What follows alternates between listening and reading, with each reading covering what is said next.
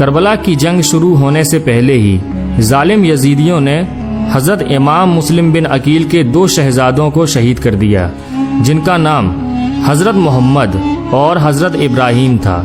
شہادت کے وقت حضرت محمد 10 سال کے تھے اور حضرت ابراہیم 8 سال کے تھے۔ حضرت مسلم بن عقیل کی شہادت کے بعد ابن زیاد کو معلوم ہوا کہ حضرت مسلم کے ساتھ ان کے 2 بچے بھی آئے تھے، تو اس نے پورے شہر کوفہ میں اعلان کروا دیا کہ جو شخص مسلم بن عقیل کے بچوں کو چھپائے گا اسے سخت سزا دی جائے گی، اور جو ان کو ہمارے پاس لائے گا وہ انعام پائے گا۔ جب ایک کنیز پانی بھرنے آئی اور اس نے ان بچوں کو چھپے ہوئے دیکھا تو قریب آئی اور ان کے نورانی چہروں کو دیکھ کر کہا، شہزادو تم لوگ کون ہو اور یہاں کیسے چھپے بیٹھے ہو؟ انہوں نے کہا کہ ہم مسلم بن عقیل کے شہزادے ہیں، یہاں ہم ابن زیاد کے سپاہیوں سے چھپ کر بیٹھے ہیں۔ اب دونوں بچے اس کنیز کے ساتھ چل دیے۔ کنیز نے پورا ماجرا اپنے مالکہ سے بتایا۔ اس کی مالکہ بہت نیک عورت تھی۔ اس نے خوشی میں اپنی کنیز کو آزاد کر دیا اور کہا کہ اس بات کو پوشیدہ رکھنا اور میرے شوہر حارث کو مت بتانا۔ حارث کی بیوی دونوں بچوں کو اپنے گھر لے آتی ہے اور انہیں اپنے گھر میں چھپا لیتی ہے کہ کہیں حارث کی نظر نہ پڑ جائے۔ حارث بدبخت کی آنکھ کھل گئی۔ ظالم نے بیوی کو جگا کر پوچھا، یہ بچوں کے رونے کی آواز کہاں سے آ رہی ہے؟ عورت بیچاری سہم گئی، اس نے کچھ جواب نہ دیا۔ ظالم نے خود اٹھ کر چراغ جلایا اور اس کمرے کی طرف گیا جہاں سے آواز آ رہی تھی۔ جب اندر داخل ہوا تو دیکھا 2 بچے روتے روتے بے حال ہو رہے ہیں۔ پوچھا، تم کون ہو؟ انہوں نے صاف کہہ دیا کہ ہم مسلم بن عقیل کے یتیم بچے ہیں۔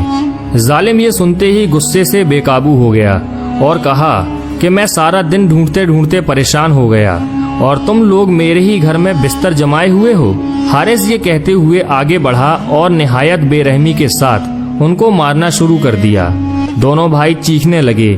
یہ دیکھ کر وہ عورت دوڑتی ہوئی آئی اور حارث کے قدموں پر اپنا سر رکھ کر روتے ہوئے کہنے لگی، ارے یہ فاطمہ کے راز دلارے ہیں، ان کی چاند جیسی صورتوں پر رحم کھا، لے میرا سر کچل کر اپنی ہوس کی آگ بجھا لے، لیکن فاطمہ کے جگر پاروں کو بخش دے۔ حارث بدبخت نے اسے اتنے زور کی ٹھوکر ماری کہ وہ بیچاری ایک کھمبے سے ٹکرا کر لہو لہان ہو گئی۔ ظالم بچوں کو مارتے مارتے جب تھک گیا تو دونوں بھائیوں کی زلفوں کو کھینچ کر آپس میں ایک دوسرے سے باندھ دیا۔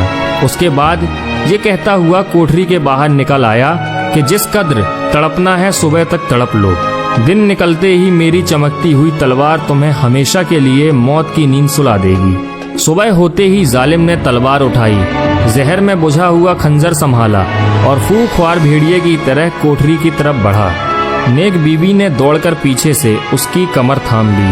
حارث نے اتنی زور کا اس کو جھٹکا دیا کہ اس کا سر ایک دیوار سے ٹکرا گیا اور وہ آہ کر کے زمین پر گر پڑی۔ حارث پر شیطان پوری طرح سوار تھا، وہ پیسوں کی لالچ میں کچھ بھی کرنے کو تیار تھا۔ ظالم نے بیوی پر وار کیا، وہ زخمی ہو کر گری اور تڑپنے لگی۔ بچے یہ منظر دیکھ کر سہم گئے۔ اب حارث اپنی خون سے بھری تلوار لے کر بچوں کی طرف بڑھا۔ چھوٹے بھائی پر وار کرنا ہی چاہتا تھا کہ بڑا بھائی چیخ اٹھا، خدا کے لیے پہلے مجھے ذبح کرو، میں اپنے بھائی کی تڑپتی ہوئی لاش نہیں دیکھ سکتا۔ اور چھوٹے بھائی نے سر جھکاتے ہوئے کہا کہ بڑے بھائی کے قتل کا منظر مجھ سے نہیں دیکھا جا سکے گا، خدا کے واسطے پہلے میرا ہی سر قلم کرو۔